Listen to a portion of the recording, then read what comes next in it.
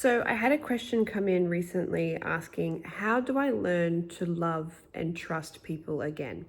And I love this question. It is such an important question that a lot of us have, because a lot of us have had negative past relationships and negative past experiences that have somewhat jaded our expectation of what is to come for us. And so I want to touch on this today.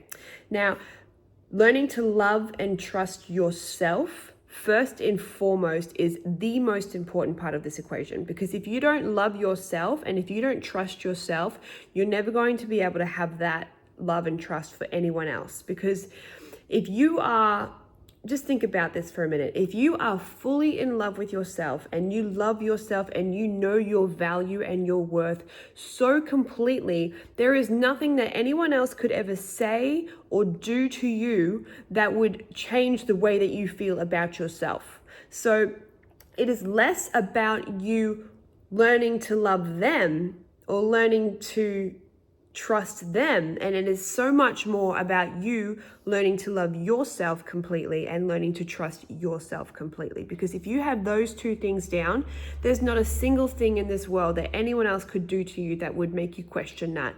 And that is what this video is about reminding you that you have the ability to love yourself despite what anyone else is saying to you or doing to you. And the same is with trusting yourself. If you learn to trust your intuition and have a deep relationship with your inner being, then it doesn't matter what other people do or say, because you know that you have guidance and you know that you are not here alone, and that you have the ability to attract to you whatever it is that you need and want at any given moment. And even if somebody does something to you that you don't prefer, say they cheat on you or say they hurt you in some way, if you trust and love yourself completely, then you will know without a shadow of a doubt that it does not matter what has happened. I know that I have the ability to attract and to create something that is better than what I am experiencing right now. And I also know that it doesn't matter what they did, because it does not change one tiny even little bit, that it doesn't change how valuable I am. It doesn't affect my worth, and it doesn't affect my ability to call in something even better, because it is those deep, dark experiences that we have that actually create the desire for something better. And so just because you've lived a life with people that, hurt you, or that you can't trust other people, it doesn't mean that you can't call into yourself and you can't attract to yourself situations that will reflect back to you love and trust. And that's the thing. If you don't love and trust yourself, it doesn't matter what you do, the universe is going to reflect that back to you, because your external reality is literally just a mirror. It is mirroring back to you the beliefs and the thoughts that you were chronically thinking and believing about yourself. So if you constantly have people that are cheating on you or treating you badly, then it's because there's something going on within you that is being reflected back to you through these experiences. It doesn't mean that you are not worthy. It just means that you are being focused in a way that is not calling into you something that you prefer. And that is the most important key here. It has got to do with you. It is not about what these other people are doing, because you can imagine it, right? Like, even me, like I've done a lot of work on myself and a lot of self-love and a lot of learning to hear the inner guidance within me. And that's about the emotional intelligence, because your emotions are telling you whether your perspective is in alignment with your inner being's perspective. So say, for example, somebody cheats on you and you start to think, oh, it's because I wasn't good enough. That feeling right there, that feeling of sadness because you weren't good enough for this person, because they decided to be with somebody else and cheat on you and lie to you and mistreat you.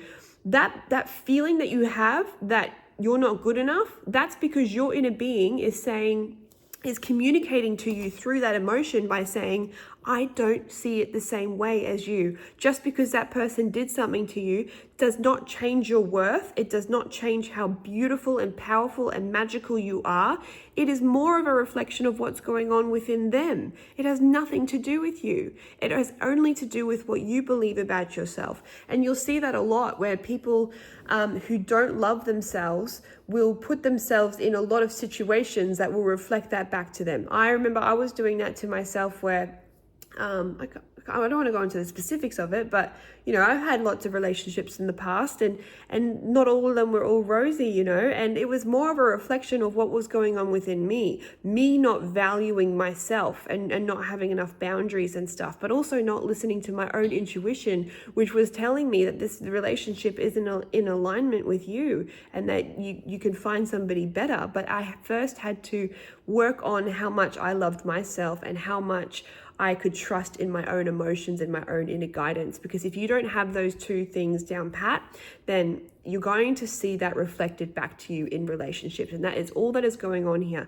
It's got nothing to do with people sometimes then become quite jaded in the way that they see the world, and they think that that's all that's ever out there because of those past experiences. They live the same thing over and over again, and then they start to believe and start to expect that there is nothing else out there other than these types of relationships. And they start to think that positive relationships don't really exist, and that everyone's a cheater, and that everyone's lying to everyone, and all that kind of stuff. And that's not true.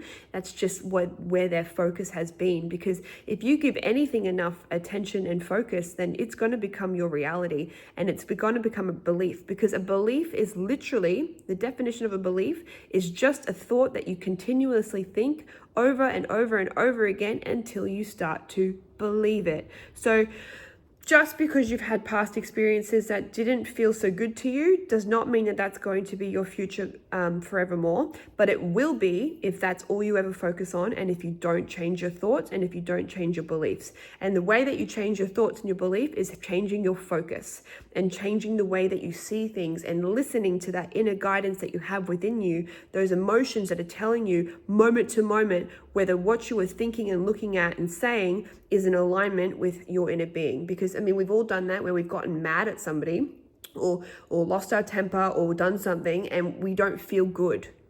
That not feeling good is because your inner being isn't in alignment with what you just did or said or whatever. And this, especially with those thoughts that you have about yourself. If you have one negative thought about yourself, you will immediately feel a negative emotion. And the thing is that some of us can become quite desensitized to these emotions. And that's another thing, is that you need to become sensitive to them again. You need to slow down enough and listen and pay attention to these thoughts and feelings, because they are communicating with you. They are there for a reason. And that's why when people numb themselves with alcohol, with weed, with distraction, with more relationships, with all kinds of things, food, we distract ourselves constantly from these negative emotions that arise, instead of just listening to them and being like, what are you trying to tell me? Because sometimes we think that these negative emotions are actually a dictation of our worth, but they're actually doing the opposite. They're telling you that unless you feel happy and unless you feel in love with yourself and life, then you are looking at this situation and yourself not through the eyes of your inner being, your higher self, your guidance. And that is how you learn to trust and love yourself, is through your emotions. Because if you can start to feel good about yourself, then you're going in the right direction. And as soon as you start to feel bad about yourself, you are going in the wrong direction. Because also, it does not matter what you have done in your past. It does not matter any mistakes that you have made. That does not dictate your worth either. And just because you've projected at other people who have done similar things to you that was not so good, doesn't mean you have to do that anymore, and doesn't mean you have to project that onto yourself, because everyone is worthy. It doesn't matter what they've done. I know that there's lots of people out there that have done terrible things, but we all do, even in our minds. Like, we all do stuff that we don't prefer, okay? And the placing your trust in other people before placing trust in yourself, don't do that. That's giving your power away. Looking for a relationship, looking for somebody to love you before you love you, is giving somebody else power, because you will find it still. There's been times where I haven't loved myself and somebody else has given me love, and I've been like, oh, awesome. As long as they're in my life, I'll be all good. But the thing is, that's not a reliable source of love. Like, yes, you can get love from other people even when you don't love yourself, but until you learn to love yourself and trust yourself, then it's not going to be sustainable, and there's going to be so many ups and downs, and you'll constantly be looking outside of yourself to feel this sense of wholeness and completeness, when you don't need to do that. You are already whole, you are already complete. It is literally just about you realizing that and you adopting that for yourself.